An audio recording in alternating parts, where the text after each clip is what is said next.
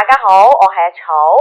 咁今日咧就會同大家分享一個非常之重要片段，大家去睇一睇。預製菜並唔係新鮮事，由早期聽到嘅預製點心，超市賣緊嘅家用叮叮飯、魚蛋燒賣等等，就連餐廳都有用到。喺內地更加係成行成市，甚至成為產業供應鏈。剪開個包裝，倒出嚟，一碗現成嘅冬瓜鴨腿湯就出爐啦。望落同餐廳煮嘅差唔多，預製菠蘿包、急凍油炸鬼、即食米飯，就連餅鋪嘅預製蛋糕都淘寶有手。喺廣州南沙嘅呢一間預製菜加工廠，位處產級產業園區入面，年產生醃肉類有近1萬噸，當中近2%供應俾香港。其實香港主要係供應啲茶餐廳為主，因為我哋嘅產品咧比較適合啲茶餐廳嚟做。第一個佢哋做嗰啲碟頭飯啦。用到比較多嘅炒牛河啦、涼瓜炒牛肉啦、小炒牛肉啦，譬如話我哋嘅豉汁排骨，咁佢嘅成個包裝咧係2.5公斤嘅，主要就係話快速出餐，降低成本。蒸熱咗之後，如果係我哋做豉汁排骨飯啦，排骨直接裝到飯上邊，再加啲青菜，咁就可以出餐啦。咁咧事關咧，我最近咧就上呢個創業堂，如果唔去上堂，我真係未必會有呢一個諗法，會同大家咧分享呢一段。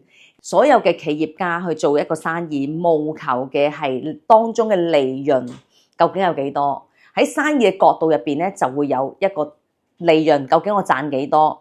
但係喺個市民或者消費者嘅角度，究竟其實我食嘅嘢好唔好味？係咪？咁已經係兩個角度。咁你發覺其實原來咧有好多人真係做生意係為咗做生意嘅利潤增加，所以個食材方面務求大家嘅味蕾食得好味啲。我哋經常教練咧都會叫大家咧盡量少啲出去食外賣。不過現階段即係現今社會，大家都係無飯主婦啦，係咪？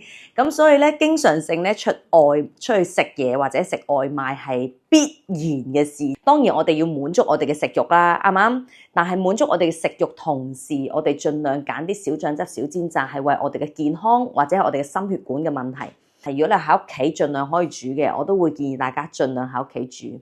都希望大家去思考下，究竟我哋平時食落肚嘅嘢，究竟有幾多成係真實係可以為我哋身體帶嚟更加好嘅好處。因為確實依家真係太方便，而點解一啲糖尿啊、三高問題啊，其實係越嚟越年輕化。以前就話係到咗某一個年紀你先至會有三高、膽固醇問題。呢個都正真係我哋咧作為家長又好，作為我哋依家喺我哋21 Day Program 嘅朋友仔都好，我覺得呢啲係大家真係要去留意。點解要將一啲健康嘅觀念去透過你哋自己喺呢一度學到嘅嘢，真係帶翻屋企。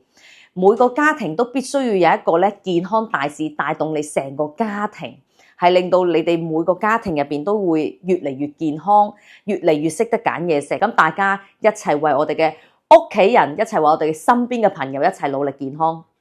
好，今日嘅分享去到呢度，大家一齊加油，OK？